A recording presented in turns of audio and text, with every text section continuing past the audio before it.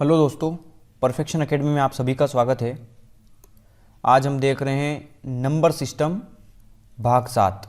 ठीक है, ये संख्या पद्धति जो कि एच.डी. यादव मैथ्स का है उसका 7वां भाग है। तो चलिए शुरू करते हैं आज से। क्वेश्चन नंबर 116 से देख रहे हैं हम। ठीक है, क्या बोल रहा है कि भेड़ और गडरियों के एक समूह में 16 पैर हैं। गडरिया एक व्यक्ति है और भेड़ आप सभी जानते हैं शिप को कहते हैं।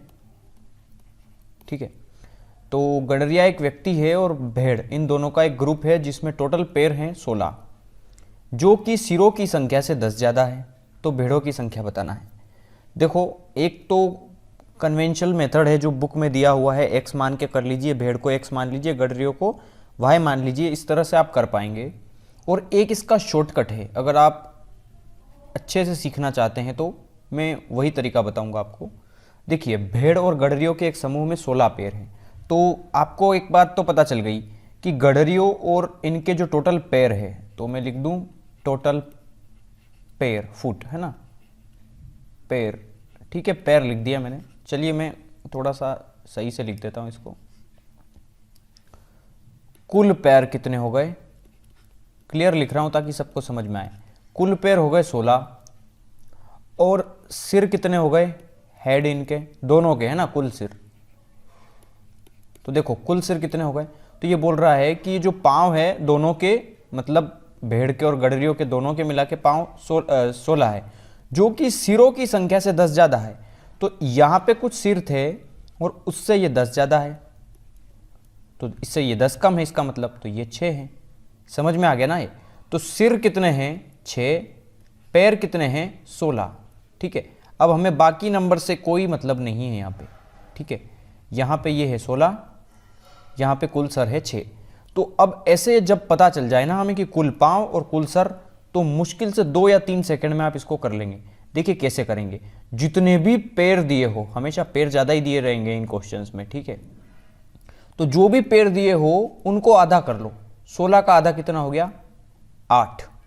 ठीक है, और जो नंबर आधा होने के बाद आया वो, और जो सर बचे इन दोनों का अंतर निकाल लो। अंतर कितना आ गया 2 का। ये हो गया आपका आंसर।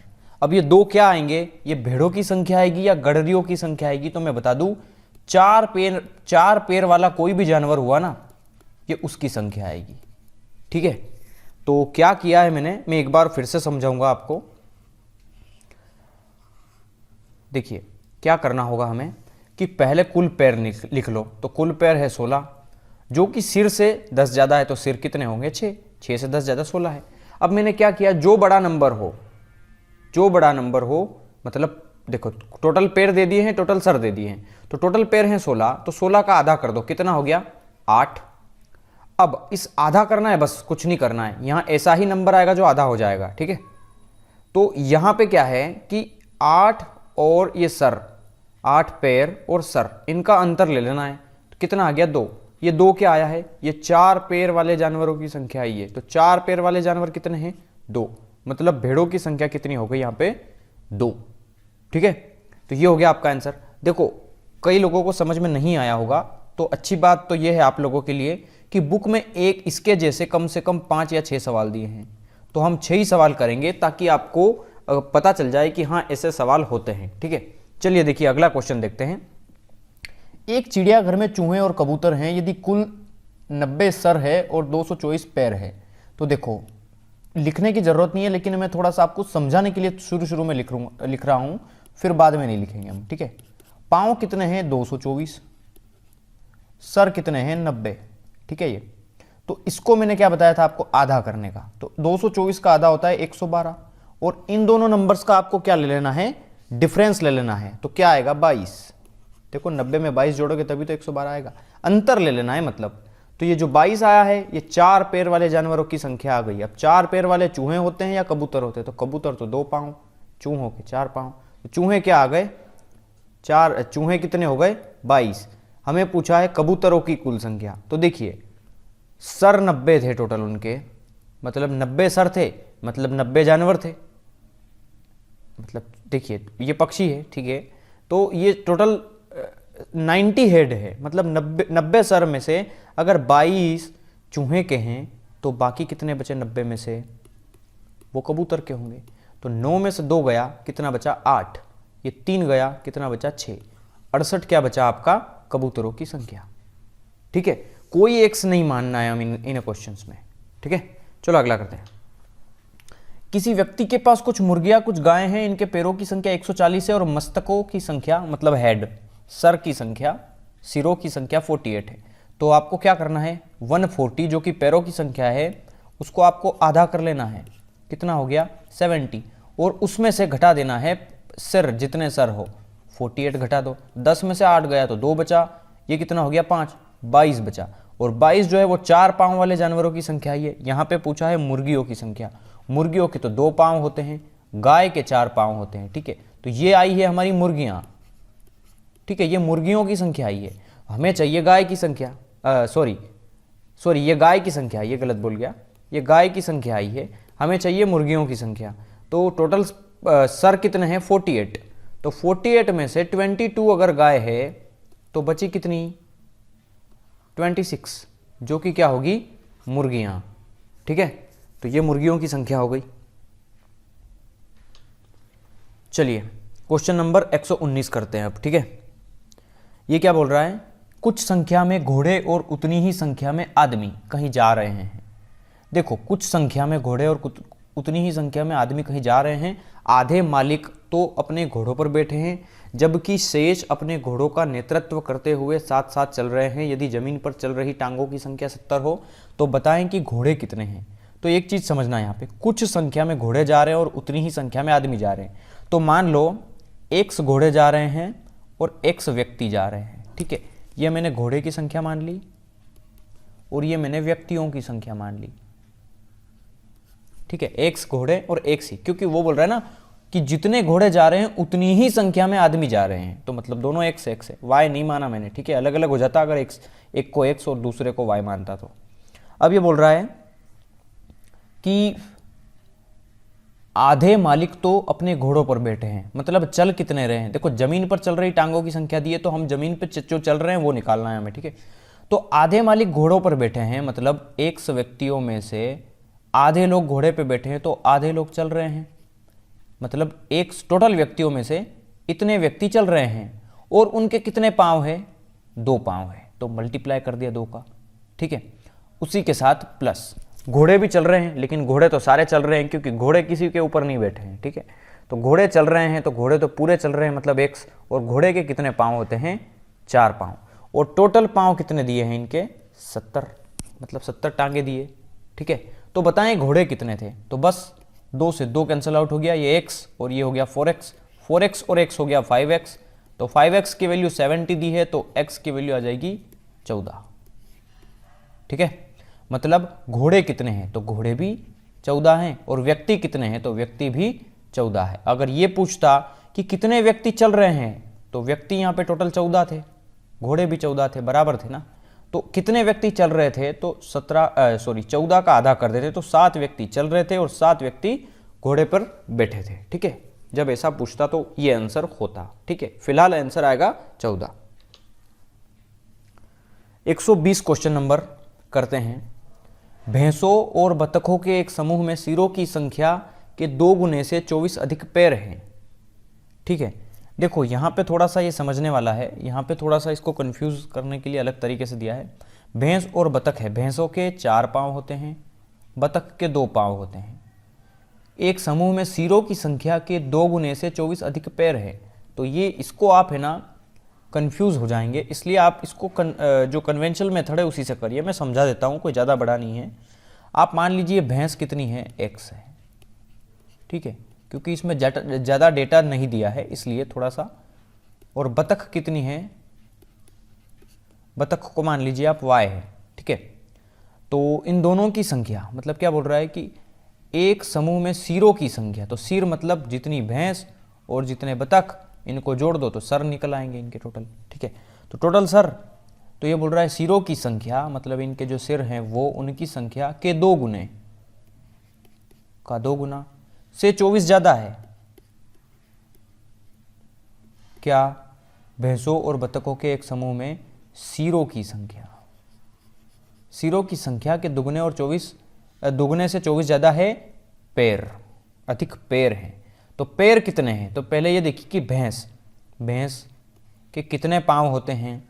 तो भैंस के 4 पाँव होते हैं। और बतख के कितने पाँव होते हैं? तो बतख के 2 पाँव होते हैं। ये तो 2y और ये 4x, ठीक है। बस 2 का मल्टीप्लाई कर लो अंदर, 2x plus 2y plus 24 equals to 4x plus 2y। 2y से 2y कैंसिल आउट, ये 2x इधर जाएगा तो बचेगा 2x और यहाँ बचा 24।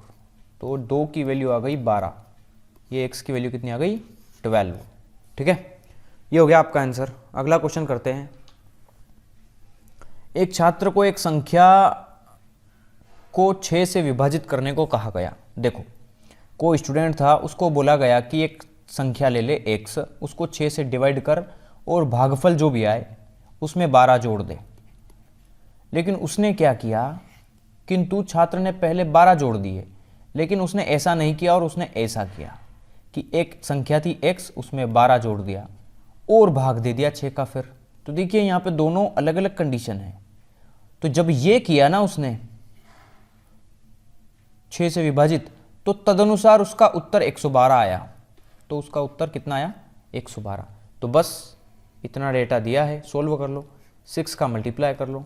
तो देखो यहाँ x प्लस 12 बराबर 112 का मल्टीप्लाई 6 में, तो देखो 6 का मल्टीप्लाई 12 में, 12 छंग 72 और 6 एकम 6, ये 672 हो गया।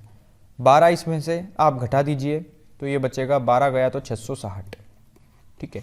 मतलब आंसर 660 आ गया था हमारा। तो ये बोल रहा है सही उत्तर कितना होना चाहिए। तो देखो x की वैल्यू हमारे पास आ चुकी है 660, तो 660 रख दो यहाँ पे और बटे में कितना है 6, उसमें जोड़ दो 12, क्योंकि एक्चुअल में उसको करना ये था, वो गलत करिए बैठा, ठीक है।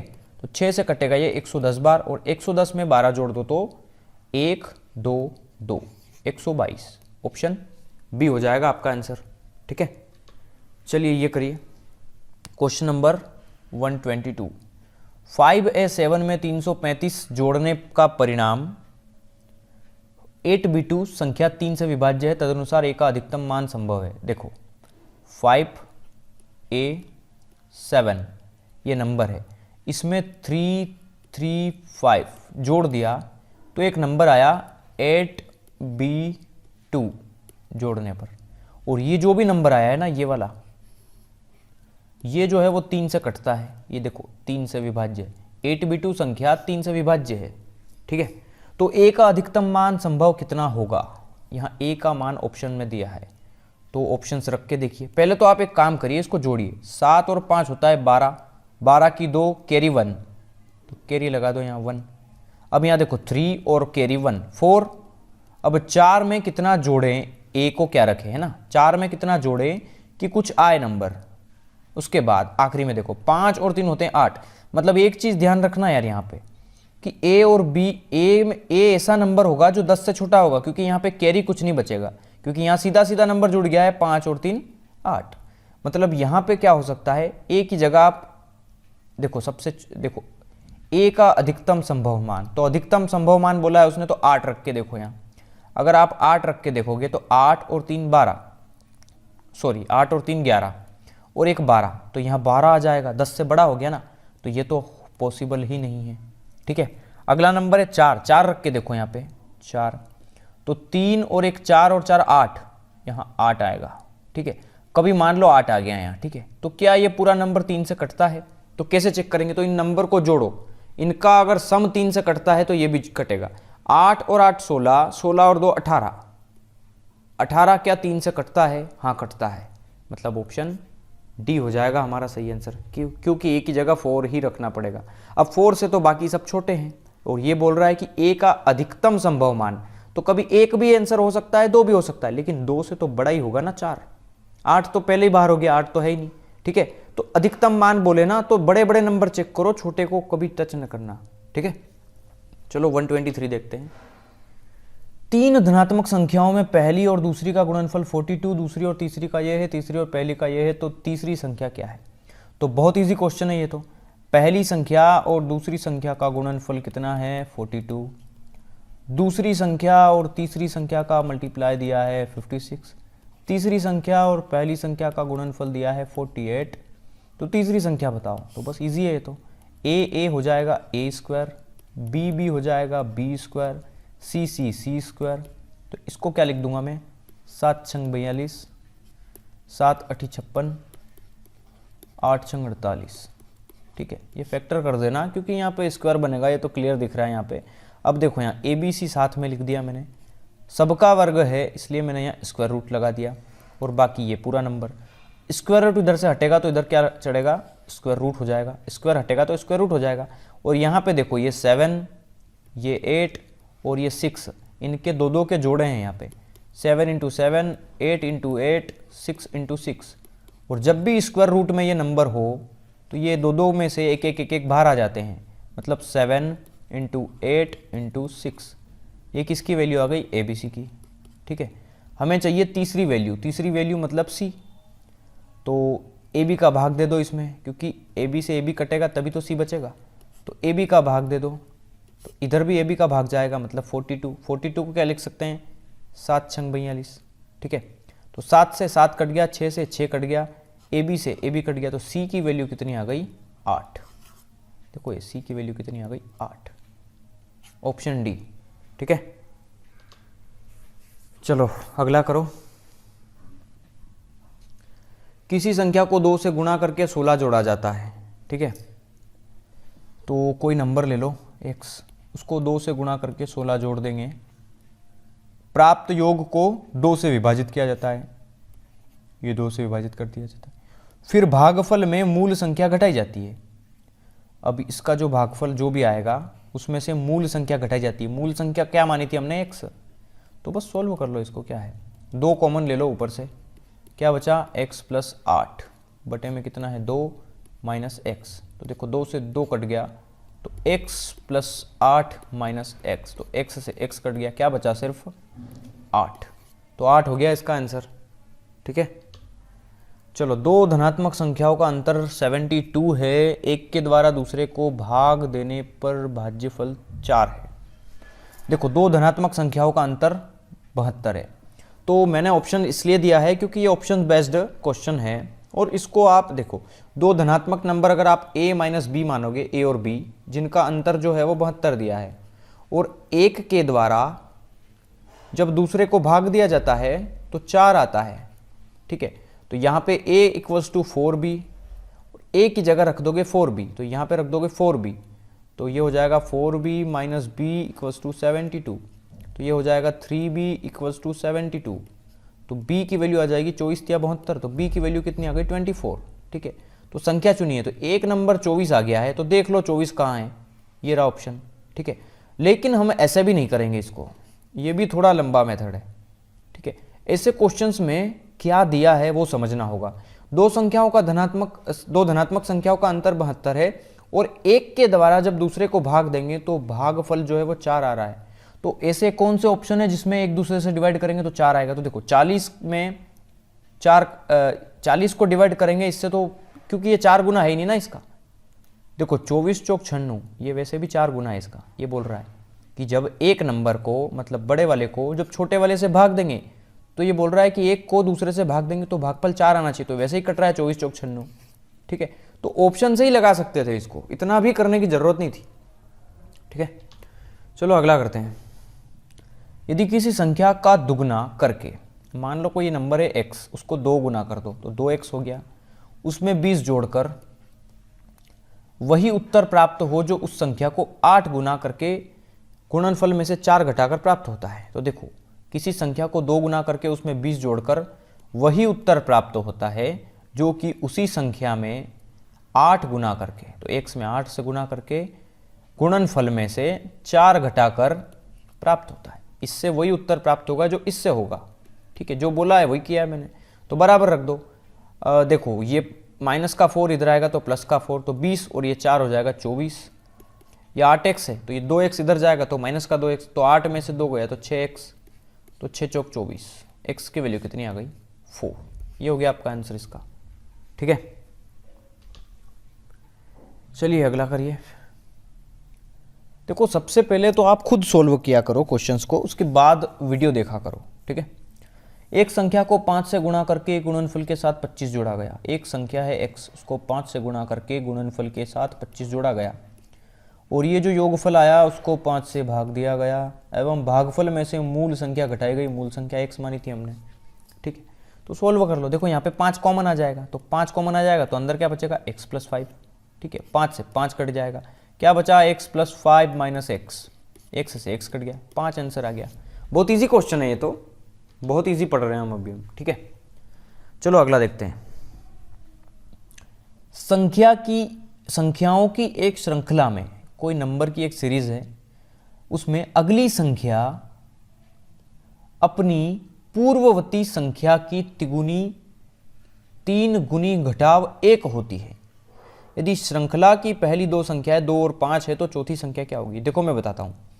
1 2, पहली संख्या दी है 2, दूसरी दी है 5, तीसरी दी है कुछ, चौथी भी कुछ होगी। और ये पूछ रहा है ये चौथे नंबर क्या होगा। तो ये बोल रहा है कि संख्याओं की एक श्रृंखला में अगली संख्या, इसके बाद की जो अगली संख्या है वो अपने पूर्व की संख्या, मतलब 2 से 2 की 3 गुनी है। 2 की 3 गुनी है तो 2 की 3 गुनी कितनी हो गई? 6। और 3 गुनी घटाव 1, तो घटाव 1, 6 में से 1 गए तो 5, ये कहना चाह रहा है ये, ठीक है। काफ़ी देर तक तो मुझे ही समझ में नहीं आया। मैं एक बात बता दूं, आर.एस. अग्रवाल की लैंग्वेज इससे काफ़ी सरल थी, समझ में अच्छे से आ रही थी, ठीक है। लेकिन यहाँ पे मुझे खुद कन्फ्यूज़न होता है, ये बोलना क्या चाह रहा है, इतनी प्योर हिंदी यूज़ करता है ये, ठीक है। फिर भी मैं कोशिश करता हूँ कि आपको समझा पाऊँ मैं, ठीक है। तो ये बोल रहा है कि ये जो पहला वाला नंबर है वो उसको 3 गुना करते जाओ और 1-1 घटाते जाओ, ये नंबर आएगा। नंबर सीरीज का क्वेश्चन है, बस घुमा करके इसको लैंग्वेज की फॉर्म में लिख दिया है, ठीक है। अगर मैं सीधा बोल देता ना कि 5, 15, 25 तो अगला नंबर बताओ, तो आप काफ़ी आसानी से समझ पाते कि 10-10 का अंतर बोल रहा है ये, ठीक है। तो आप आंसर टिक कर सकते। लेकिन यहाँ कंफ्यूज करने के लिए उसने ऐसी भाषा का प्रयोग किया है, ठीक है। तो बस कुछ नहीं दिया है। देखो 2 का 3 गुना करो, 2 तिया 6 में से 1 कम करो 5, 5 तिया 15, 15 में से 1 कम करो 14, 14 तिया 42, 42 में से 1 कम करो 41, 41 आंसर इसका, ठीक है। चलो अब बहुत इंटरेस्टिंग क्वेश्चंस आए हैं। ये कोई क्वेश्चंस है, इसके गुणनफल के में एकल अंक ज्ञात करो। एकल मतलब होता है इकाई, यूनिट प्लेस उसका, जैसे 21 है तो ये इकाई का अंक होता है, ये दहाई का, ये सैकड़े का, है ना, फिर हजार, जो भी है आपको पता है। तो ये हमें, ये जो क्वेश्चन है कुछ 10 क्वेश्चन है इसके, और हमें सारे क्वेश्चंस में हमें इकाई का अंक फाइंड आउट करना है, ठीक है। तो सबसे पहले ऐसे क्वेश्चंस को करने का मैं बता दूं आपको कि 4 से 5 सेकंड लगते हैं, और शायद 4-5 भी मैं ज़्यादा बोल रहा हूँ, 2 या 3 सेकंड में आप इन क्वेश्चंस को कर लेंगे, ठीक है। लेकिन उसके लिए जो मैं पहले कंसेप्ट बताऊंगा उसको आपको ध्यान से समझना पड़ेगा, ठीक है। तो मैं बताता हूँ आपको कंसेप्ट। हालांकि इस पर मैं एक वीडियो बना चुका हूँ, अगर आपने वो नहीं देखी है तो वो आप ज़रूर देख लो। यूनिट डिजिट की एक वीडियो है ना, इकाई का अंक ज्ञात करना, आपको सर्च करना पड़ेगा। अगर वो वीडियो देखना है, काफ़ी बेटर अंडरस्टैंडिंग हो जाएगी आपकी, काफ़ी अच्छे से समझ में आएगा। आपको सर्च करना पड़ेगा यूट्यूब पे number system by perfection academy, ठीक है। वहाँ पे आपको एक 2 तरह की प्लेलिस्ट आएगी, एक पहली प्लेलिस्ट आएगी, एक दूसरी आएगी। अब मैं बता दूं दोनों क्या है। एक तो आर.एस. अग्रवाल का जो मैंने चैप्टर करवाया था नंबर सिस्टम, जो कि रेड कलर में होगा, ठीक है, वो भी आप देख लें तो नंबर सिस्टम ये काफ़ी अच्छे से समझ में आएगा, ठीक है, रेड कलर में होगा। लेकिन एक कुछ मैंने शायद ग्रीन या कुछ कलर है, मुझे ध्यान नहीं है कैसा कलर था उसका, उस कलर की एक प्लेलिस्ट आएगी जिसमें 5 या 6 वीडियोज़ अपलोड करी है मैंने। उसमें हर एक पे थंबनेल पे मैंने नाम लिख रखा है कि ये यूनिट डिजिट वाली है, ये रिमाइंडर थ्योरम की है, ये भागफल वाली है। तो वो वीडियो आप जरूर देख लेना, चाहे आर.एस. अग्रवाल की एक बार मत देखना, लेकिन ये 6 पार्ट काफ़ी देख लेना आप। मुझे लगता है आपके एग्जाम्स के क्वेश्चन इन 6 वीडियो में से पक्के बैठ जाएंगे, ठीक है। तो चलो मैं बताता हूँ कंसेप्ट क्या है इसका। तो आप नोट कर लीजिए कॉपी में इसको, क्योंकि एक बार में याद नहीं होगा ये, ठीक है। आपको थोड़ा सा 10 मिनट में इसको रट लेना होगा, तो आपको अच्छे से याद हो जाएगा फिर, ठीक है। देखो एक चीज़ ध्यान रखना, रटना नहीं है, वैसे समझ भी सकते हो आप। देखो मैं समझाता हूँ आपको एक्चुअली होता क्या है। 1 से लगा करके मैं 10 तक नंबर लिख देता हूँ, 9 तक, ठीक है, 1 2 3 4, ठीक है, 3 4 5 6 7 8 और 9, ठीक है। अब यहाँ पे समझना आप 0 1 5 6 ये 4 नंबर ऐसे हैं, इनकी कितनी भी पावर कर दो ये खुद ही नंबर आएंगे। जैसे 0 की घात आप 1000 भी कर दोगे तो 0 ही आंसर आएगा। 1 की घात आप 50 कर दो, 15 कर दो, कुछ भी कर दो, 1 ही आएगा। 5 की घात आप 15 कर दो तो 5, देखो इसका रीज़न है, 5 का स्क्वायर करके देखो, छोटा नंबर समझ में काफ़ी अच्छे से आता है। 5 का स्क्वायर करके देखो तो 25 होगा, तो 25 में भी इकाई का अंक 5 होगा। 5 का क्यूब करके देखो तो 125 होगा, 125 में भी 5 की कितनी भी घात कर लो इकाई का अंक 5 ही आएगा। और 6 में भी 6 में 6 का मल्टीप्लाई करते हैं तो 36 आता है, और 36 में वही इकाई का अंक 6 होता है। फिर इससे इसमें आप 6 का मल्टीप्लाई करो, आप 6 की कितनी भी घात कर दो नंबर वही आएगा। तो आपको ये चीज़ ध्यान रख लेना है कि 0 1 5 6 एक ऐसे नंबर हैं जिनका इकाई का अंक वो नंबर स्वयं होता है, मतलब खुद होता है वो। अगर मैं क्वेश्चंस बोल दूं कि 206 की घात कुछ भी लिख दूं मैं 1227, ठीक है, इसमें इकाई का अंक क्या है, तो यहाँ पे नंबर चेक करना है आपको, इकाई का अंक पूछा है तो 6। तो 6 की पावर कुछ भी दी हो हमें उससे कोई लेना देना नहीं। यहाँ पे अगर 6 आ गया तो आंसर ही 6 है हमारा, ठीक है, क्योंकि इन नंबर्स की घात कितनी भी कर दो आप ये खुद ही आएंगे इकाई का अंक, ठीक है। तो 0 1 5 6 आपको ध्यान रखना है, जब भी किसी नंबर में, जैसे यहाँ 7 है, इसमें 7 दिया है और यहाँ पे 1 दिया है, तो देखो यहाँ 1 वाले में तो 1 ही आंसर हो गया इसका, ठीक है। लेकिन अगर इनमें से कोई नंबर भी आता है तो उनका नंबर वो स्वयं हो जाता है, ठीक है। चलो 0 1 5 6 तो आ गया समझ में। देखो मैं कंसेप्ट को आपको ध्यान से समझा रहा हूँ, फिर जो 10 क्वेश्चन है वो मुश्किल से मैं 1-2 मिनट में सारे करवा दूंगा, ठीक है, बहुत जल्दी चलेंगे अब, तो इसलिए मैं अभी कंसेप्ट बता रहा हूँ आपको।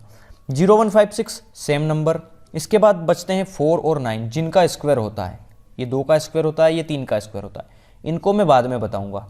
पहले आप समझिए 2 3 7 8 ये जो बाकी के नंबर बचे, देखो 1 5 1 हो गया, 5 हो गया, और 1 0 भी हो गया है ना, और क्या हो गया 6 हो गया।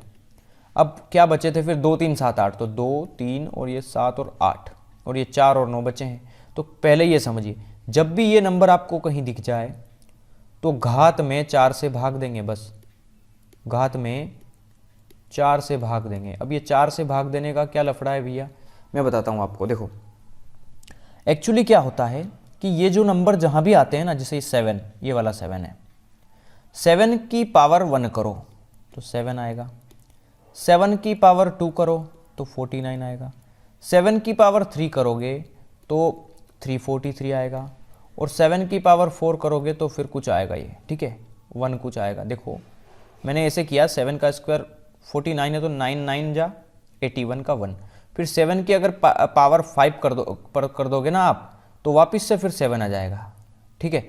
उसका रीज़न है क्योंकि यहाँ पे इकाई का अंक ये है और एक ये 7, तो 7 की पावर 4 और 7 की पावर 1 गुणा करोगे तो 7 की पावर 5 आएगा, मतलब इनका भी मल्टीप्लाई होगा तो 7 1 जा 7 आएगा। तो देखो ये नंबर रिपीट हो रहा है, 7 9 3 1 7, और अगली पावर करोगे तो फिर से 9 आएगा, फिर आएगा 3, फिर आएगा 1, फिर 7 9 3 1, ऐसे करता ये रिपीट होता जाएगा। 4 बार में रिपीट होता है, इसलिए हम 4 से डिवाइड करेंगे इसको, ठीक है। अब यहाँ पे जो 4 और 9 का केस है, ये इसको समझना ये है कि यहाँ पे इवन और ओड का फार्मूला लगेगा। इवन ओड फार्मूला क्या कहता है ये, देखो मैं थोड़ा सा इसको रफ करूँगा ताकि आपको समझ में अच्छे से आए।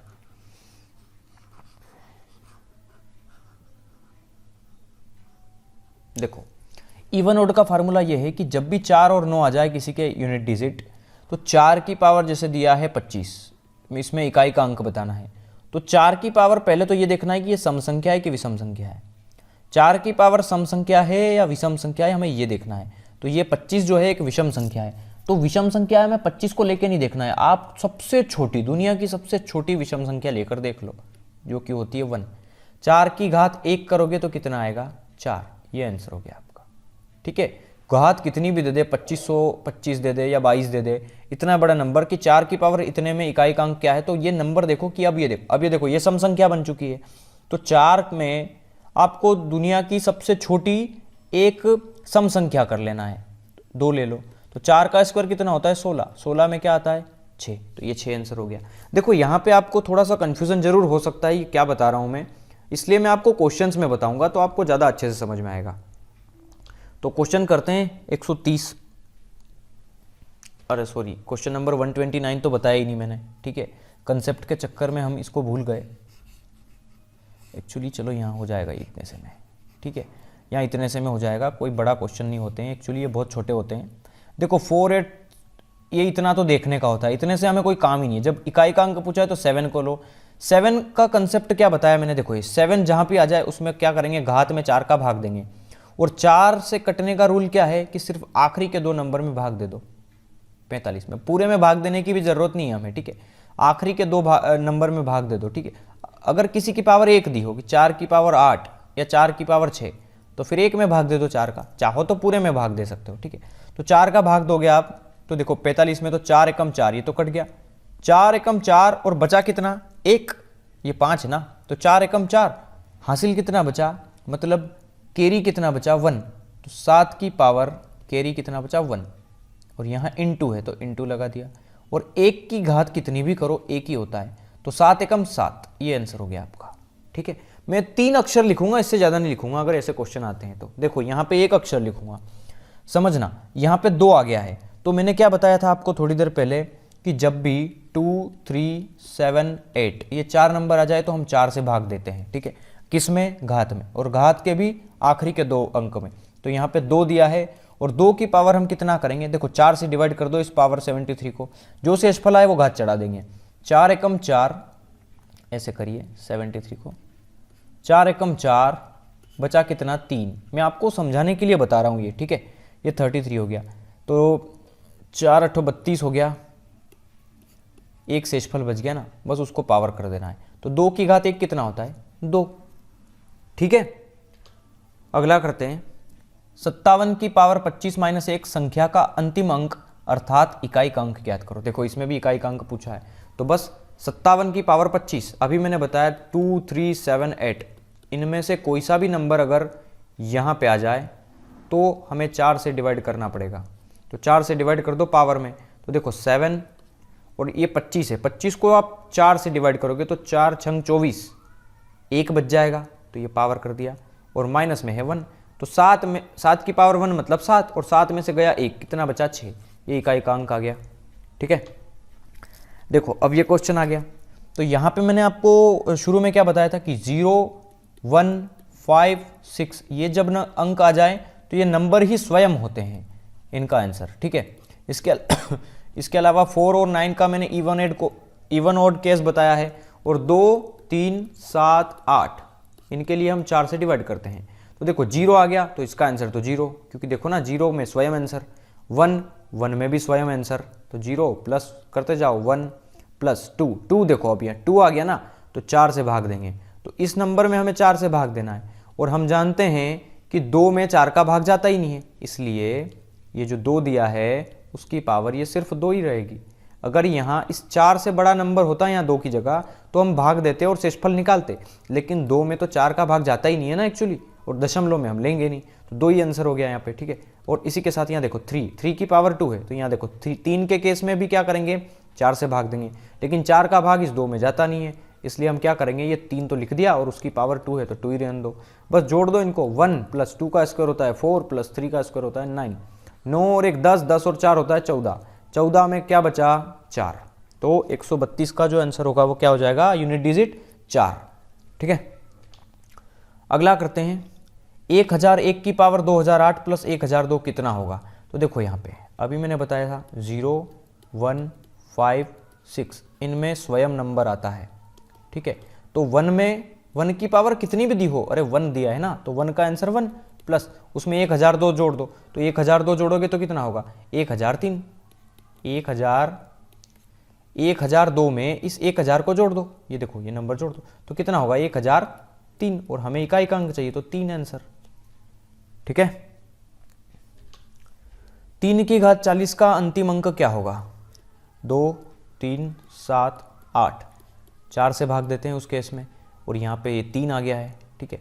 तो 3 में हम 4 का भाग देंगे, तो देखो यहाँ 4 का भाग दो आप, तो 4 का भाग दोगे तो ये तो पूरा पूरा कट जाएगा 40, देखो 4 के भाग देने से ये 40 पूरा पूरा कटता है ना, 40 तो 10 बार में पूरा कट जाएगा, शेषफल बचा ही नहीं, तो शेषफल क्या बचा 0, तो 3 की घात 0 कितना होता है 1, अब कुछ लोग कंफ्यूज हो जाएंगे, किसी ने जब तक आज तक किसी ने इसके बारे में नहीं देखा होगा ना, वो कंफ्यूज हो जाएगा। तो मैं उनको ये भी बता देता हूँ कि दुनिया में कोई सी भी संख्या हो, अगर उसकी घात 0 होती है, कोई सी भी संख्या हो, तो उसका मतलब 1 होता है। चाहे आप 10,000 की घात 0 कर दो या 1,00,000 की घात 0 कर दो, उसका आंसर कितना होगा? 1। ठीक है, तो किसी की भी घात अगर 0 होती है तो उसका मान 1 होता है। कई बार सवाल आया भी है ये, ठीक है, कि 3 की पावर 0 बराबर, ऑप्शन दे देता है वो 1, इन्फिनिटी, कुछ भी, तो 1 होता है किसी की भी पावर 0 होती है तो। ठीक है, तो यहाँ 3 की घात और ये 40 जो है उस 4 से पूरा पूरा डिविजिबल है, मतलब शेषफल कुछ बचा ही नहीं, तो शेषफल 0 बचा, और 3 की घात 0 मतलब 1 होगा। ठीक है, क्वेश्चन नंबर 135, इन सब का गुणा करो और इकाई का अंक बताओ। तो इकाई का अंक बताना है तो हमें बस इकाई के अंक का गुणा कर लेना है। ठीक है, इनका मल्टीप्लाई कर लो। देखो 7 पंजे 35 का 5, 8 तिया 24 का 4 और ये बचा 9, 5 चौक 20 की 0, 5 चौक 20 की 0, और 0 में 9 का मल्टीप्लाई करो तो 0। इन आगे आगे वाले नंबर का मतलब इकाई इकाई का गुणा कर लो, तभी तो इकाई का अंक चाहिए हमें। ठीक है, तो 0 हो जाएगा। क्वेश्चन नंबर 136, इन सब नंबर का गुणा करो और इकाई का अंक निकालो। तो 642 का 2 और 8 तिया 24 की 4, तो 4 दूना 8। ठीक है, 137 क्वेश्चन नंबर, देखो मैंने क्या बताया था, 4 और 9, यहाँ पे इवन और ओड का केस था। अब ये यहाँ पे ज़रूरत लगेगी और मैं यहाँ पे आपको बताता हूँ ये इवन ओड केस क्या होता है। देखो यहाँ पे 4 की घात क्या है? एक सम संख्या है, तो 4 की घात कोई सी भी एक सम संख्या कर दो, जैसे 2 कर दिया, 4 की घात 4 कर दो। ठीक है, या तो देखो 4 का स्क्वायर कितना होता है? 16, और 4 की घात 4 कितना होता है? तो देखो 4 की घात 4 में 4 की घात 2 कितनी बार है? 4 की घात 2 गुना 4 की घात 2, 2 बार है ना, और 4 की घात 2 होता है 16, और 4 की घात 2 16, 16 में 16 का मल्टीप्लाई फिर से 256। ठीक है, मतलब एक बात तो पता चल गई यार हमें कि 4 की घात अगर हम सम संख्या करते हैं तो 6 आता है। देखो आखिरी में इकाई का अंक आप 6 करके देख लो, 8 करके देख लो, 4 को 20 बार भी मल्टीप्लाई करोगे ना, 4 गुना 4 गुना 4, तो 6 ही आएगा। मतलब 4 की पावर अगर एक सम संख्या है तो इतना भी करके नहीं देखना है हमें, दिमाग में एक सबसे छोटा नंबर लेके देख लो कि 4 की घात एक सम संख्या है, यहाँ पे 102, तो कोई सी भी एक छोटी सी सम संख्या रख के देख लो, 4 की घात 2, तो 4 का स्क्वायर कितना होता है? 16, 16 में क्या बचा? इकाई का अंक 6, तो इसकी पूरी वैल्यू कितनी आ गई? 6। फिर प्लस लगाया है तो प्लस, फिर से 4 है। अब 4 की पावर एक विषम संख्या है। ठीक है, तो विषम संख्या रख के देखो, 4 की घात 1 करोगे तो 4, 4 की घात 3 करोगे, विषम संख्या है ना, तो 4 गुना 4 गुना 4, 4 चौक 16, 16 चौक 64। देखो यहाँ पे भी 4, यहाँ पे भी 4। जब विषम संख्या रखते हैं तो वैल्यू 4 आती है, और सम संख्या रखते हैं तो वैल्यू 6 आती है। चाहो तो याद रख सकते हो, पर याद क्यों रखना है यहाँ पे 4? हाँ याद भी रख सकते हो आप, लेकिन याद रखने की कोई ज़रूरत नहीं है, 2 और 1 रख के देख लो ना। तो 4 और 6 कितना हो गया? 10, और 10 में इकाई का अंक कितना है? 0, तो 0 हो गया आपका आंसर। क्वेश्चन नंबर 138, 17 की पावर 1999, 11 की पावर ये, ठीक है, इसमें इकाई का अंक बताना है। तो 2, 3, 7, 8, ये जब भी नंबर आएंगे तो 4 से भाग देने का बोला था, और इसके अलावा 0, 1, 5, 6 आ जाए, मतलब ये स्वयं आंसर होंगे। और जो 2 अंकों का स्क्वायर होता है, जैसे कि 2 का स्क्वायर 4, 3 का स्क्वायर 9, इसमें क्या होता है? इवन ओड फार्मूला लगता है। इवन ओड केस मैंने बता दिया आपको क्या करना है, किसी भी संख्या का एक वो कर लो। ठीक है, और अगर समझ में नहीं भी आ रहा हो ना, तो मैंने बता दिया है कि वो वीडियो आपको कहाँ मिलेगी, कैसे सर्च करोगे, टोटल बता दिया है मैंने। ठीक है, तो आप वहाँ पे ढूंढ लेना इसको। वैसे तो समझ में आ रहा होगा। 17 की पावर जो भी है हमें 7 देखना है। 7 मतलब 4 से भाग लगेगा, तो 4 से भाग हमें पूरे में नहीं देना है, हमें लास्ट के 2 अंकों में दे दो। तो 99 में 4 का भाग दे के देख लो, 4 दूना 8, 19 हो गया, 4 चौक 16, 3 बचा, तो यहाँ पे 7 का ये 3 शेषफल है, तो शेषफल पावर चढ़ा दो 3। ठीक है, प्लस यहाँ पे देखो ये क्या है? 1 है, और 1 के केस में स्वयं आंसर होता है, तो 1 के केस में 1 ही आएगा। ठीक है, पावर हमें कुछ लगाना ही नहीं है, क्योंकि 1 की पावर कितनी भी लगा तो 1 ही आएगा। और 7 की पावर 99 है, तो फिर से वही है, देखो 7 की पावर फिर से 99, तो फिर से रिमाइंडर तो 3 आएगा। 7 का क्यूब होता है 343 प्लस 1 प्लस 343। हमें जोड़ना है इकाई का अंक, तो 3 और 1 4 और 3 7। 7 आंसर हो गया इसका। ठीक है, चलो अगला देखते हैं। चलो अगला देखते हैं।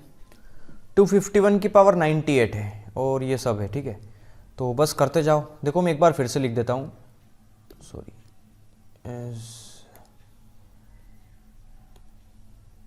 0156। इसके लिए ये नंबर स्वयं आंसर होंगे, आप खुद करिए इसको। 4 और 9 के लिए 1 ओड कैश, और 2 3 7 8 इनके लिए 4 से डिवाइड करते हैं। तो देखो यहाँ पे 1 आ गया ना, ये देखो 1 तो स्वयं आंसर है, मतलब 1 आ गया, प्लस यहाँ पे भी 1 आ गया तो 1 आ गया आंसर, माइनस 6 का केस अभी मैंने बताया आपको। देखो 6 में भी स्वयं आंसर है, तो ये 6, 5 तो 5 मतलब स्वयं है, तो प्लस का 5, 6 तो फिर से स्वयं है, और 9 तो देखो यार ये तो एक सिंपल नंबर है, इसमें तो इकाई का अंक ऐसे ही पता चल गया 9, तो प्लस 9। ठीक है, तो बस जोड़ दो, 9 और 1 10 और 1 11, 11 और 5 16। ठीक है, माइनस 6 और 6 कितना हो गया 12, क्योंकि दोनों माइनस के हैं तो जुड़ जाएंगे। 16 में से 12 गया, 4 आंसर। ठीक है, चलिए इसका गुणनफल का हमें बताना है, इकाई का अंक। तो देखो 3 है यहाँ पे और उसकी पावर 168 है, तो 4 से भाग देंगे हम, 3 वाला केस पता है ना। तो 4 एकम 4, देखो यहाँ 6 है, तो 4 एकम 4 तो 6 है, तो 2 बच गया, तो ये 27 हो गया। तो 4 से तो 28, ओ सॉरी गलत हो गया, 4 छंग 24, 25 26 27, 3 शेषफल बचा। देखो बताता हूँ, 67 में 4 का भाग दे दो, तो 4 एकम 4 बचा 2 और ये ऊपर से आ गया 7, तो 4 छंग 24, कितना शेषफल बचा 3। ठीक है, ये पावर कर दिया, तो 3 का क्यूब होता है 27 और 27 में 7 है इकाई का अंक। ठीक है, 141 देखते हैं। इसमें देखो 4 4 even and odd even case है। ठीक है, तो देखो यहाँ 4 की पावर कितनी है, एक सम संख्या है, तो 4 का कोई सा भी एक नंबर ले लो, 4 का स्क्वायर करके देख लो। 4 का स्क्वायर करते हैं तो कितना आता है 16, 16 में क्या नंबर होता है 6, तो यहाँ पे रख दिया 6, लेने की ज़रूरत ही नहीं है। प्लस यहाँ पे भी 4 का, अब देखो यहाँ 4 का क्या है, ये एक विषम संख्या है, तो 4 की पावर आप 1 करके देख लो या 4 की पावर आप 3 करके देख लो, बात वही है, जो भी आएगा इकाई का अंक सेम आएगा, 4 आता है ना। तो 4 रख के देख लो, तो 6 और 4 कितने हो गए 10, और 10 में इकाई का अंक कितना होता है 0, तो 0 हो गया आपका आंसर इसका। चलो क्वेश्चन नंबर 142 देखते हैं। एक संख्या का 65% उस संख्या के 4/5 भाग से 21 कम है, वह संख्या क्या होगी। देखो इन क्वेश्चंस को करने के 2-3 तरीके हैं। एक तो आप ऑप्शन से कर लो, ऑप्शंस खैर मैंने नहीं दिए हैं लेकिन एग्जाम्स में आते हैं। ठीक है, तो इन क्वेश्चंस को आप ऑप्शन से कर सकते हैं, दूसरा आप कंसेप्ट से कर सकते हैं, और तीसरा आपको अगर ये फ्रैक्शन वैल्यूज़ पता है तो आप कर पाएंगे। ठीक है, मैं फ्रैक्शन वैल्यूज़ अभी नहीं बताऊंगा, फ्रैक्शन वैल्यूज़ जब मैं परसेंटेज स्टार्ट करूंगा तब आपको मैं डिटेल में बताऊंगा कि परसेंटेज वैल्यू निकालते कैसे हैं और उनको हम कैसे जल्दी से याद कर पाएँ। ठीक है, तो यहाँ पे मैं बताऊंगा कि एक संख्या का 65%, तो 65% किसी संख्या है, मान लो उसका x और एक उसका 65% है, और ये बोल रहा है कि उसी संख्या के 4/5, तो 4/5 होता है 80%, किसी भी चीज़ का 4/5 होता है 80%। ठीक है, तो ये जो 65% है वो उसके 4/5 मतलब 80% से 21 कम है। कितना कम है 21 कम है, ये बोलना चाह रहा है ये। और हमारे हिसाब से कितना कम है, देखो वो बोल रहा है कि 21 कम है, ये 80% से ये 65% 21 कम है, लेकिन परसेंट में कितना कम है, तो आप देखेंगे 15% कम है ये। ठीक है, मतलब परसेंटेज के हिसाब से देखें तो 15% कम है अपने हिसाब से, और वो बोल रहा है 21 कम है। तो 3 से सोल्व कर लो, 3 पंजे 15, 3 से तो 21, ये कितना है 5% है 7 के बराबर, तो अपने को चाहिए 100%। पूरी संख्या 100% होती है, तो कितने का गुणा करें कि 100% आ जाए, 20 का। इधर भी होगा 20 का गुणा, दोनों साइड होता है ना। 20 पंजे कितना आ गया 100%, और ये कितना आ गया 7 दूना 14, 140, ये नंबर आ गया आपका, ये संख्या निकल आई। ठीक है, ये हो गया आपका आंसर इसका। वरना आप x मान के भी कर सकते हो कि x का 65% उस संख्या के मतलब x के 4/5 से 21 कम है, तो ये पूरा नंबर उठ के इधर आएगा, फिर ये इधर करो। ठीक है, बहुत लंबा मेथड है, यहाँ पे आप कंसेप्चुअली समझिए इसको, करना कैसे है। ठीक है, ऐसे हम कभी नहीं करेंगे किसी भी सवाल को। एक संख्या के 2वां भाग का 1/10 भाग 240 है, तो संख्या बताओ। देखो एक संख्या है x का 2वां भाग, ठीक है, तो देखो 2वां भाग क्या होता है, 2वां भाग होता है इसका 2वां भाग मतलब 2 गुना, ठीक है, दूसरा भाग। तो किसी संख्या का 2वां भाग का 1/10 भाग का बोला जाए तो गुणा करते जाओ। ठीक है, कितना दिया है, 240 दिया है, तो संख्या बताओ। तो बता दो संख्या कितनी है। 2 से कट जाएगा ये कितनी बार, 12 बार, 120 बार, और 10 का गुणा कर दो तो x बन जाए x बराबर 1200। ये 10 का गुणा हो जाएगा ना 120 में, तो ये 1200 हो गया आपका आंसर। इस नंबर में अभाज्य गुणनफल की संख्या बताना है हमें। ठीक है, अभाज्य गुणनफल इसका मतलब होता है प्राइम फैक्टर। प्राइम फैक्टर अभाज्य संख्या है। ठीक है, अभाज्य गुणनखंड जो खुद को छोड़कर किसी से न कटे, ठीक है, वो होती है अभाज्य संख्याएं। जैसे कि 3 सिर्फ 3 से ही कटता है, इसके अलावा वो किसी से नहीं कटता। 17 सिर्फ 17 से कटता है, 13 सिर्फ 13 से कटता है। 16 तो देखिए 16 जो है 2 से भी कटता है, 8 से भी कटता है। ठीक है, ऐसे कई सारे नंबर होते हैं। ठीक है, अब वो खैर संयुक्त संख्या और बहुत सारी संख्याएं होती है, ये तो आपने बचपन में पढ़ी होगी और सबको पता भी होगी, ये चीज़ें मैं नहीं बताऊंगा, लेकिन मैं थोड़ा सा याद दिला रहा हूँ। चलो ये नंबर है, इसमें अभाज्य गुणनफल की संख्याएं हमें बताना है। देखो 6 की पावर है 333 इंटू 7 की पावर है 222 इंटू 8 की पावर है 111। इसमें अभाज्य गुणनखंड की संख्या कैसे निकालते हैं मैं आपको जल्दी से बताता हूँ। इसके टुकड़े करते जाओ आप, जितना छोटा हो सके ना, ये बिल्कुल इनको अभाज्य रूप में ले आओ आप, इतना सोल्व करो। 6 अभी कटता है, देखो 2 और 3 से कटता है ये, तो इसको 2 और 3 के फॉर्म में चेंज करो। मतलब मैं 6 को लिख सकता हूँ 2 गुना 3 और उसकी पावर है 333 इंटू 7 को तो कुछ लिख ही नहीं सकते, इसलिए इसको ऐसा ही रहने दो, इंटू 8 किस किस से कटता है, 2 से कटता है, 4 से कटता है। ठीक है, लेकिन आप चाहो तो इसको 2 का क्यूब करके शॉर्टकट में निपटा दो, मतलब 2 का क्यूब कर दो, 2 का क्यूब कर दिया और उसकी पावर है 111। ठीक है, तो यहाँ देखो एक फार्मूला होता है a इंटू बी की पावर अगर m दिया हो तो वो होता है a की भी पावर m इंटू बी की भी पावर m। ठीक है, ये घातांक एवं करनी में बेसिक से फार्मूले हैं, मैं बता रहा हूँ आपको। इसके बाद हम LCM HCF करेंगे स्टार्ट, है ना। हालांकि बुक में दिया है सर्ड्स एंड इंडिसेस, ठीक है, बहुत बेकार चैप्टर लगता है, इसको बाद में लेंगे हम। ठीक है, क्योंकि उसमें बस वेरिएबल से खेलते रहो और बहुत बोरिंग टाइप का एक चैप्टर है, इसलिए हम उसको बाद में करेंगे। ठीक है, पहले LCM एंड HCF कवर करेंगे, फिर अरिथमेटिक स्टार्ट करेंगे और सबसे लास्ट में ये चैप्टर पढ़ेंगे, 2-3 चैप्टर। ठीक है, तो देखो यहाँ पे 2 की भी पावर 333 है, तो 2 की भी पावर 333 इंटू 3 की भी पावर है 333 इंटू यहाँ 7 की पावर कितनी है 222 इंटू, अब देखो यहाँ 2 की पावर, अब यहाँ पे समझना एक और चीज़, a की पावर m उसकी भी पावर n, देखो यहाँ 2 की पावर 3 है और उसकी भी पावर ये है, तो इसका मीनिंग होता है a की पावर m की पावर n, मतलब a की पावर m इंटू n, इन दोनों का आपस में गुणा हो जाता है। ठीक है, तो 3 का गुणा कर दो 111 में तो 333। ठीक है, अब बस, अब देखो अब कोई सोल्व नहीं हो पाएगा, ये 2 बन गया, ये 7 बन गया, ये 3, अब ये देखो ये क्या बन चुके हैं, एक अभाज्य गुणनखंड बन चुके हैं। ठीक है, तो बस उनकी संख्या कितनी है तो हमें इन घातों को जोड़ लेना है बस। ये 333 प्लस 333 222 और ये हो गया 333, बस इनको जोड़ लो आप। ठीक है, इनको जोड़ लेना है, इनमें इसके अलावा कुछ नहीं करना है, तो 1221 हो जाएगा आपका आंसर इसका। ठीक है, ये जोड़ लेना।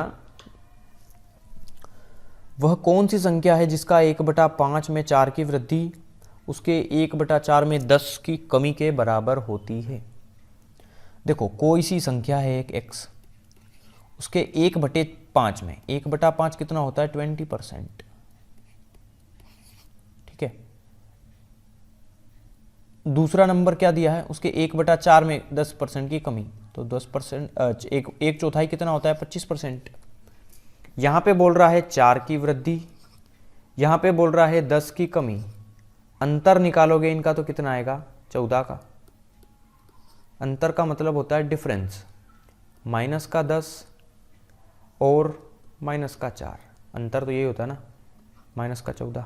हालांकि माइनस नहीं लगाते, अंतर मतलब इनको जोड़ के लिखते हैं। ठीक है, यहाँ पे 14 का अंतर है, यहाँ पे 20 और 25 के बीच में 5 का अंतर है परसेंट में। ठीक है, तो 5% हो गया 14 के बराबर।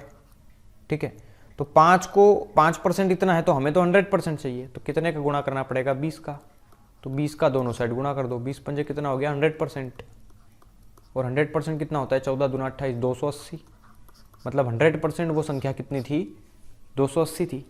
ये हो गया आपका आंसर इसका। ठीक है, 146 इस क्वेश्चंस को भी करना है हमें। तो देखो 25 किसका स्क्वायर होता है 5 का स्क्वायर, फटाफट करते जाना, जो दिमाग में आए लगाते जाओ। ठीक है, उसकी पावर कितनी है 10 इंटू, इसको आप क्या लिख सकते हो, देखो 6 चौक 24 होता है ये। ठीक है, या फिर एक काम कर सकते हो कि 8 तिया 24 होता है ये, 8 तिया 24। देखो 6 चौक 24 अगर करोगे तो 4 को फिर आपको 2 का स्क्वायर लिखना पड़ेगा, 6 को फिर से आपको 2 और 3 के फॉर्म में चेंज करना पड़ेगा। अगर आप 8 और 3 लिखते हो तो 8 को डायरेक्ट आप 2 का क्यूब बनाओ, और 3 को तो कुछ बनाना नहीं पड़ेगा। ठीक है, तो यहाँ पे आप इसको सरलता से उपयोग करें। देखिए इसको लिख सकता हूँ 8 तिया 24। ठीक है, और 8 को लिख दिया मैंने 2 का क्यूब। ठीक है, गुना 3, थोड़ा सा जल्दी तो करना पड़ेगा ना, अब एक एक स्टेप नहीं बता पाऊंगा। ठीक है, की पावर है 20 इंटू, अब इसको आप 2 फॉर्म में लिख सकते हो, सिर्फ 13 दूना 26। ठीक है, तो 13 गुना 2 की पावर 25। यहाँ पे देखो 5 की पावर 2 और उसकी भी पावर 10, मैंने क्या बताया था पावर मल्टीप्लाई, 2 गुना 10 20 इंटू, यहाँ पे देखना 2 की पावर 3 है तो 3 का मल्टीप्लाई इसमें, तो 3 दूना 6, मतलब 2 की पावर 60 हो गया, इंटू 3 की भी पावर 20 हो गया, इंटू 13 की पावर 25, 2 की पावर भी 25। बस अब इसके बाद इनको सोल्व नहीं कर पाएंगे, 2 5 3 13 2 को। ठीक है, तो पावर जोड़ लो, 20 और 60 80 और 20 100, 100 और 25 125 और 25 150, तो 150 हो गया आपका आंसर इसका। गुणनफल की संख्या कितनी हो गई 150। अगला सवाल है 50 से 1000 के मध्य पड़ने वाली पूर्ण वर्ग संख्याओं की संख्या कितनी है। तो देखो 50 से 1000 के मध्य पड़ने वाली पूर्ण वर्ग संख्याएं, देखो पहले तो ये देखो कि 50 किसका स्क्वायर होता है। देखो 50 किसी का स्क्वायर होता ही नहीं है, न 1000 होता है। ठीक है, तो एक चीज समझना, 7 का स्क्वायर होता है 49, मतलब ये 7 के स्क्वायर से ज्यादा है और 8 के स्क्वायर से छोटा है। तो 7 के स्क्वायर से शुरू करके आपको ऐसे नंबर तक जाना है जिसका स्क्वायर 1000 से कम हो, क्योंकि 1000 और 50 के बीच में मध्य पड़ने वाले नंबर ढूंढना है। तो देखो यहाँ 30 का स्क्वायर होता है 900, 31 का स्क्वायर होगा 961 शायद, करके देखते हैं, मुझे नहीं पता। 31 इंटू 93 93691, ठीक है 961 सही लिखा था मैंने। ठीक है, अगर आप 32 का करने जाओगे तो ज़्यादा हो जाएगा, देखो ये अब तो बड़ा होगा ही ना। ठीक है, 30-40 का अंतर तो होगा नहीं, ज़्यादा ही होगा। तो एक चीज़ पता चल गई कि 31 के आसपास है, मतलब 7 के स्क्वायर से लगा करके 31 के स्क्वायर तक है ये। ठीक है, मतलब संख्याएं क्या हो गई आपकी 7 से लगा करके 31 तक, मतलब इनका स्क्वायर जो है वो 50 और 1000 के बीच। देखो कहने का मतलब ये है प्रश्न का कि 50 से 1000 के बीच में ऐसी कितनी संख्याएं हैं जिनका पूर्ण वर्ग होता है। ठीक है, कितनी संख्याएं हैं ऐसी, तो बस आपको ये पता लगा लेना है कि ये जो 31 है ये तो शुरू से है, 1 का स्क्वायर 2 का स्क्वायर। ठीक है, तो हमें पता है कि 50, देखो पूरा नंबर निकालना है तो हम 1 से 31 हम सीधा बोल देंगे कि 31 आंसर है, 1000 तक में 31 संख्याएं ऐसी आती है। ठीक है, लेकिन अगर मैं बोलूं कि हमें सिर्फ 50 से 1000 तक चाहिए, देखो ये जो अगर प्रश्न ये है समझना कि 1 से लगा करके 1000 के मध्य पड़ने वाली पूर्ण वर्ग संख्याओं की संख्या कितनी है। तो अभी निकाल लिया हमने 31, ठीक है, क्योंकि 31 तक टोटल लाइन बाय लाइन है, 7 का स्क्वायर, 8 का स्क्वायर, 9 का स्क्वायर, 10 का स्क्वायर, 11 का स्क्वायर, ठीक है, ऐसे 30 का, 31 का। लेकिन ये बोल रहा है सिर्फ हमें तो 1 से नहीं चाहिए, हमें 1 के स्क्वायर से, ये कहीं ना कहीं 7 का स्क्वायर 49 था और फिर ये 31 का स्क्वायर था। तो ये जो है वो हमें ये बोल रहा है कि हमें सिर्फ इतनी सी चाहिए और हमें इतनी सी पता है कि टोटल 31 ऐसी संख्याएं हैं। तो आप एक काम करो ना, ये नंबर घटा दो। समझ में आ रहा है ना? ये नंबर आपको क्या करना पड़ेगा, घटाना पड़ेगा। मतलब 31 टोटल नंबर ऐसे हैं जो 1 से लगा कर हैं, और उसमें से अगर आप ये 7 तक के नंबर घटा दो, क्योंकि 7 का स्क्वायर तो सिर्फ 49 होता है और हमें चाहिए 50 से, मतलब 7 से तो बड़े ही चाहिए। तो 8 के स्क्वायर से शुरू कर दो, 31 तक कितने नंबर बनते हैं, ठीक है। तो 31 में से ये 1 से लगा करके 7 तक के नंबर, मतलब 7 संख्याएं घटा दो। समझ में आ गया ना? तो कितने नंबर बचे ऐसे? 24 नंबर ऐसे बचे जो इधर इधर हैं, जिनका स्क्वायर 50 और 1000 के बीच में आता है, ठीक है। ये बताइए 148, 4 अंकों वाली सबसे छोटी पूर्ण संख्या बताना है। तो 4 अंकों वाली सबसे छोटी संख्या, पहले तो मैं बता दूं 1000, लेकिन 1000 किसी का स्क्वायर नहीं होता है। तो 1000 के बाद किसका स्क्वायर आता है? तो देखिए, पहले तो ये बताइए 1000 किसका स्क्वायर होता है, या 1000 के आसपास। तो अभी हमने निकाला था कि 31 का स्क्वायर होता है 961, ठीक है, तो ये 1000 से थोड़ा दूर है। 32 का स्क्वायर करके देखें हम तो कितना आएगा, सबसे छोटी पूर्ण वर्ग बताया ना, तो 2 दूना 4, 3 दूना 6, 3 दूना 6, 3 तिया 9, 4 12 10, 1024। तो ये आ गया आंसर इसका 1024, क्योंकि देखो इसके पहले क्या आएगा 961। एक चीज समझना, ये बोल रहा है 4 अंकों वाली ढूंढना है हमें, सबसे छोटी वर्ग। तो 4 अंकों वाली थोड़ी ना है, ये हटा दो। 4 अंकों वाली सबसे छोटी वर्ग संख्या 1024 ही तो है। ये हो गया आपका आंसर इसका। इन सब नंबर में से सबसे छोटी संख्या बताना है। 2 की घात 250, 3 की घात 150, 5 की घात 100, 4 की घात 200। संख्याओं में सबसे छोटी संख्या बताना है। तो जब भी पावर ऐसी आ जाए ना, तो पावर हमेशा एक चीज ध्यान रखना, ये पावर जो है वो किसी एक नंबर से सभी डिविजिबल होती है। और ये किससे डिविजिबल है, किससे कट रही है, ये तो आपके दिमाग में आएगा कि ये सब 50 से कट रही है। तो बस 50 से भाग दे दो इनको। 2 की घात, इसको 50 से भाग दोगे तो कितना बचेगा 5। 3 की घात 50 से भाग दिया तो कितना बचा 3। जो समझ में आए उससे भाग दे दो, ठीक है, लेकिन जितना छोटा करोगे उतना अपने फायदे का है। इसलिए बोल रहा हूं कि 50 से इसलिए भाग दो कि ये नंबर छोटा हो जाएगा। 100 से भाग दोगे तो सिर्फ ये कटेगा, फिर ये पॉइंट में आ जाएंगे, ठीक है। तो ऐसा नंबर लो जो इनका एलसीएम हो, ठीक है, जो इन सबको काट दे। 50 से डिवाइड करोगे तो ये 2 बार जाएगा, 50 से डिवाइड करोगे तो ये 4 बार जाएगा, ठीक है, बस सिंपल सा है। तो 2 की पावर 5 कितना होता है 32, 3 का क्यूब होता है 27, 5 का स्क्वायर होता है 25, और 4 का गुणा 4 बार करेंगे तो 256। तो ये बोल रहा है सबसे छोटी संख्या बताओ। सबसे छोटी संख्या यहाँ पे 25 है, मतलब 5 की घात 2 है, मतलब 5 की घात 100 है। इसी को तो सोल्व किया लाइन से हमने। समझ में आ गया ना? ऐसे ही करना है इन क्वेश्चंस को, ठीक है। चलो क्वेश्चन नंबर 150 देखते हैं हम। आज मैं सारे क्वेश्चंस करवा दूंगा इस चैप्टर के, ठीक है। 50 को 2 भागों में ऐसे बांटना है जिससे उनके व्युत्क्रमों का योग 1/12 हो, ठीक है। तो देखो ये क्वेश्चंस जो है वो कोई बड़ा वाला नहीं है, लेकिन मैं इसको आपको प्रेफर करूंगा कि आप ऑप्शन से करें इसको, ठीक है। ऑप्शन से काफ़ी जल्दी हो जाता है। तो मैं इसके ऑप्शंस में लिखना भूल गया, मैं आपको बता देता हूँ इसके ऑप्शंस क्या है। 28 22, 35 15, 20 30, और डी वाला ऑप्शन है इसका 24 36, ठीक है। तो आपको बस कुछ नहीं करना है, इनको जोड़ लेना है। कोई भी दो नंबर ले लो। ये बोल रहा है 50 को 2 भागों में बांटना है, तो पहले तो ये देख लो कि सभी संख्याओं का जोड़ जो है वो 50 है, तो आप कहेंगे हाँ है। अब जिससे उनके व्युत्क्रमों का योग, व्युत्क्रम होता है मतलब इनवर्स उसका उल्टा, ठीक है, तो उल्टे करके जोड़ते जाओ। तो ये 1/28 + 1/22, देखो इसको करने के दो तरीके हैं। एक तो आप x मान के कर लो, दूसरा आप ऑप्शन बेस्ड मेथड। x मान के काफ़ी ज़्यादा समय लगने वाला है, ठीक है, लेकिन उससे कम समय में ये ऑप्शंस मेथड सही रहता है, ठीक है। तो लगेगा तो समय इसमें भी, पर उससे आधा समय भी नहीं लगेगा, आधे से भी जल्दी कर लेंगे हम इसको, ठीक है।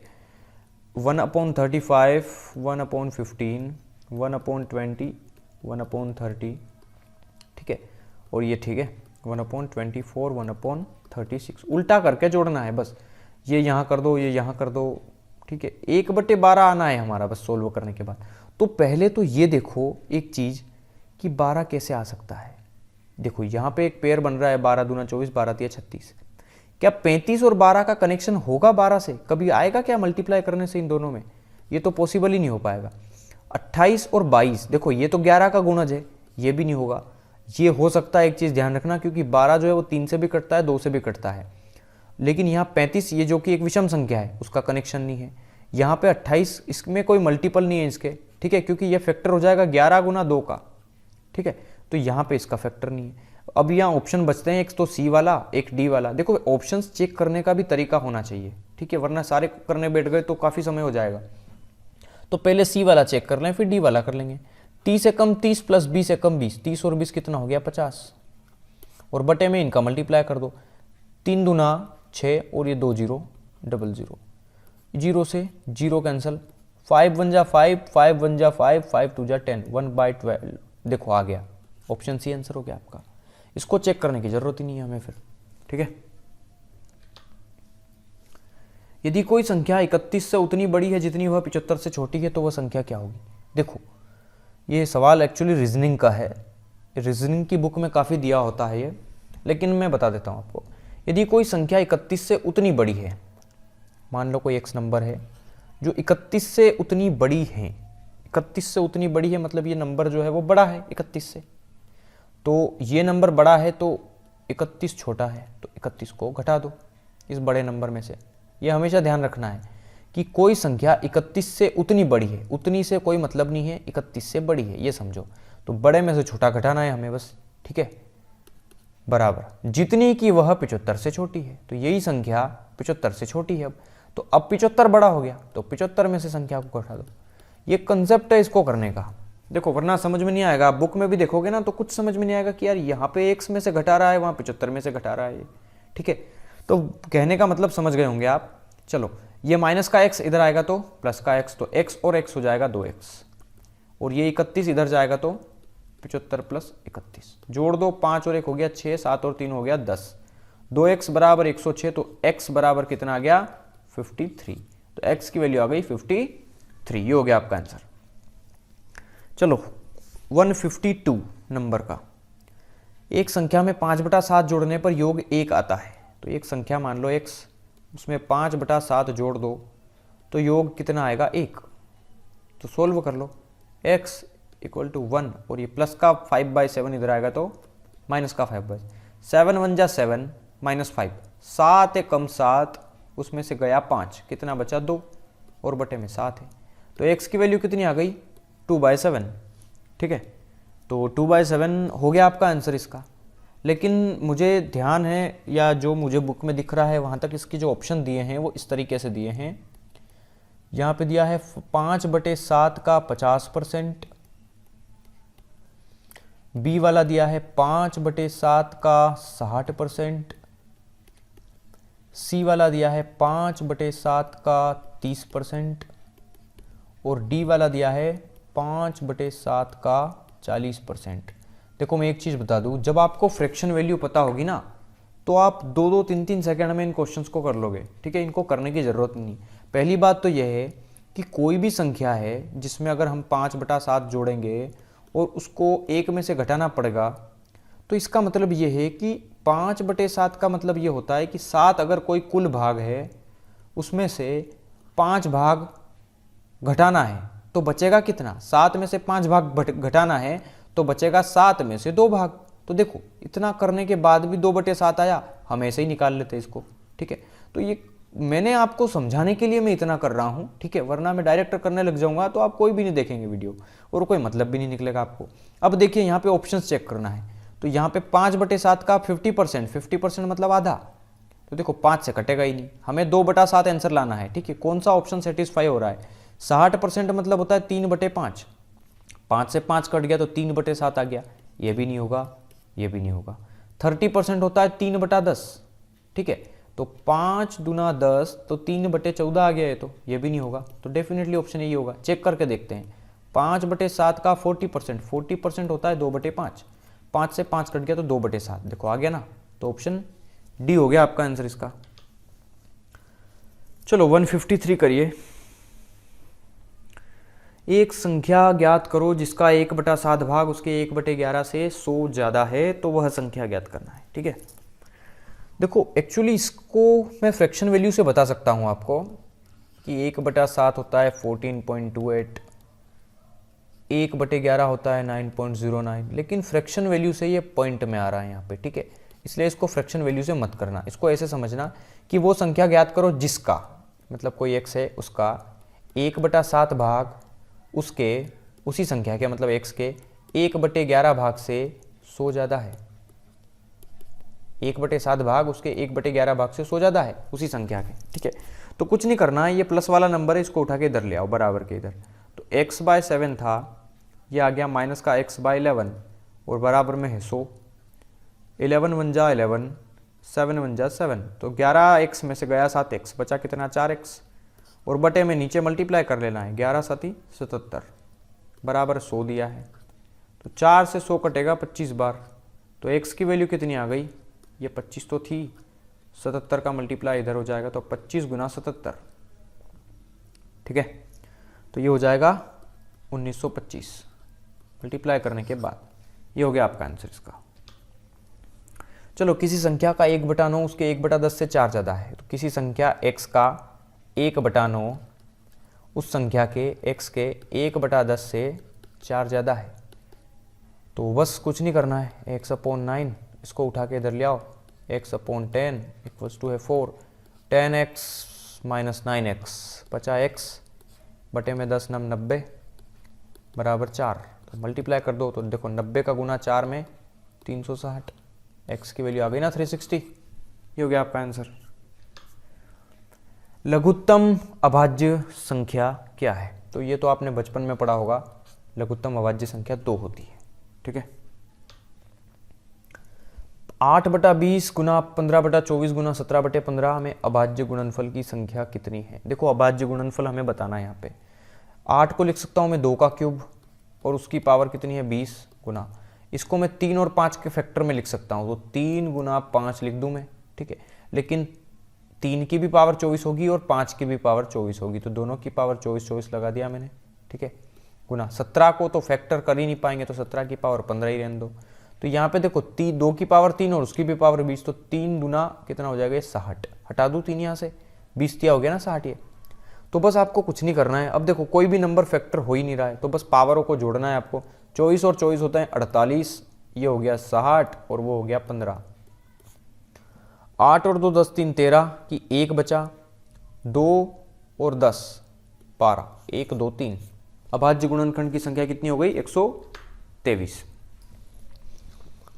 ये एक नंबर है, इसमें सबसे बड़ी संख्या बताना है। तो देखो यहाँ पे कोई ऐसी चीज जो इन चारों पावर को काट दे, तो देखो 10 से सारे नंबर कट जाएंगे ना, तो 10 से काट दो, तो 2 की पावर 5 बचा, 2 की पावर 5 होता है 32, 3 की पावर 4, 3 की पावर 4 मतलब 3 गुना 3 गुना 3 गुना 3। ठीक है, कर लो, 3 3 9 9 27, 27 81। ठीक है, 81। 4 की पावर 3, 4 चौक 16, 16 चौक 64, 5 का स्क्वायर होता है 25। सबसे बड़ी संख्या यहाँ पे कौन सी दिख रही है 81, 81 मतलब 3 की घात 40 आंसर हो गया इसका। ठीक है, काफी इजी क्वेश्चंस है, इनको करना। ठीक है, चलो आज इस चैप्टर का आखिरी क्वेश्चंस देखते हैं। ऊंटों का एक झुंड का 1/4 जंगल में देखा गया, झुंड के वर्गमूल का दुगना पहाड़ों पर चला गया, शेष 15 ऊंट नदी के किनारे देखे गए, बताओ कुल ऊंटों की संख्या कितनी है? देखो ऐसे क्वेश्चंस को आप अगर x मान के करते हो तो आपको कम से कम 5 से 7 या 10 मिनट लगेंगे करने में, x मान के करोगे तो, क्योंकि वहां पे क्वाड्रेटिक इक्वेशन बनेगी, मतलब वर्ग समीकरण बनेगी, और वर्ग समीकरण बनने के लिए पहले काफ़ी कुछ मशक्क़त करना पड़ती है, काफ़ी मेहनत करना पड़ती है, समझना पड़ता है। तो ऐसे क्वेश्चंस को आपको ऑप्शन से करना है, और कैसे करना है मैं वो बताऊंगा आपको। चलो, मुझे इसको देखकर ही पता चल रहा है कि इसका आंसर क्या होगा, लेकिन मैं आपको इसके ऑप्शंस चारों चेक करके बताऊंगा और कैसे एलिमिनेट करते हैं वो भी बताऊंगा, ठीक है। चलो, पहला ऑप्शन ले लो 60। तो 1/4 भाग जंगल में देखा गया, तो 60 का 1/4 कितना होता है? 15, ठीक है। तो 15 कहाँ पे दिखाई दिया? जंगल में। अब वो बोल रहा है कि झुंड के वर्गमूल का, मतलब 60 के वर्गमूल का, तो 60 का तो वर्गमूल निकलता ही नहीं है, हटा दो, आंसर ही नहीं है। 20 का 1/4 कितना होता है? 20 का 1/4 होता है 5। 5 जंगल में दिखाई दिया और 20 का वर्गमूल निकालो तो वो भी नहीं निकलता। 20 का वर्गमूल होता ही नहीं है ना। 36 लेके देखो, तो देखो 36 का 1/4, 36 का 1/4 होता है 9। 9 कहाँ चले गए? जंगल में, ठीक है। अब देखना, अब वो बोल रहा है कि झुंड के वर्गमूल का, झुंड के वर्गमूल का मतलब 36 के वर्गमूल का, तो 36 का वर्गमूल कितना होता है? 6, ठीक है। तो झुंड के वर्गमूल का 2 गुना, तो ये जो वर्गमूल आया मतलब 6, इसका 2 गुना, 6 दूना 12। 12 लोग कहाँ चले गए? पहाड़ों पर। 12 ऊँट कहाँ चले गए? पहाड़ पे, ठीक है। और 15 ऊँट चले गए नदियों में, नदी के किनारे देखे गए। तो जोड़ो इनको, क्या ये 36 हो रहे हैं? तो 9 और 12 होते हैं 21, और ये 15 नदी पे गए, तो 5 और 1 6, 2 और 1 3, हाँ 36 हो रहे हैं। मतलब ये ऑप्शन सेटिस्फाई हो गया, इसको चेक करने की ज़रूरत ही नहीं है, ठीक है, क्योंकि 72 का फिर से स्क्वायर रूट नहीं निकलेगा। मतलब कुछ तो समझने पे भी डिपेंड करता है कि झुंड के वर्गमूल का, तो झुंड जो है वो 36 का है, पता है ना, ऊँटों का कुल झुंड कितने का है? 36 का है। अब उसमें से 1/4 जंगल में चले गए, ठीक है। तो थोड़ा सा पहले तो ये समझना होगा कि वर्गमूल किस नंबर का निकलता है यहाँ पे। 36, 60 किसी का होता ही नहीं है, 20 नहीं होता, 72 नहीं होता, तो ये आंसर लगा ही देते ना आप, 2 सेकंड में लग जाता है, ठीक है। अगर क्वेश्चंस को हमने ढंग से पढ़ लिया तो आंसर लग जाएगा। हाँ, अब सबसे ज़रूरी बात यार, आप लोग नए आए हो तो चैनल को सब्सक्राइब कर लो, क्योंकि ये चैप्टर ख़त्म हो चुका है हमारा, ठीक है।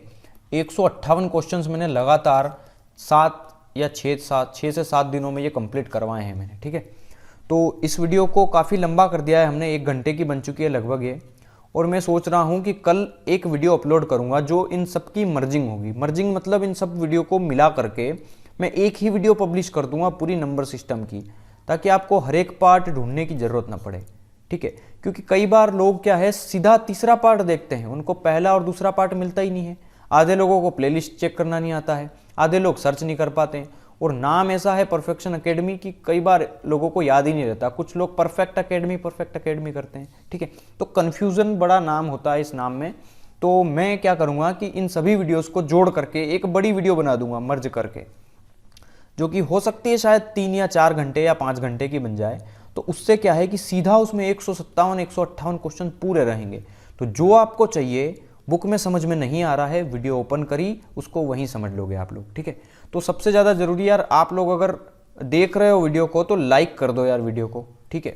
काफ़ी मेहनत लगती है इसमें, पहले क्वेश्चंस को ये स्लाइड बनाना पड़ती है, उसके बाद इसको सोल्व करना पड़ता है। कम से कम 1 घंटे 2 घंटे की तो वीडियो बनाते हैं, और उसके लिए क्वेश्चंस टाइप करने में भी हमें 1 से 1.5 या 2 घंटे लग जाते हैं। तो मान के चलिए 3 से 4 घंटे हम इस पर वर्क करते हैं। तो इसके लिए आपको क्या करना है, सिर्फ एक लाइक तो करना है, ठीक है। तो चलिए आज वीडियो को यहीं एंड करते हैं, और अगला चैप्टर, हाँ काफ़ी लोग पूछ रहे हैं अगला चैप्टर क्या होगा, तो मैं बता दूं LCM एंड HCF होगा अगला चैप्टर, ठीक है।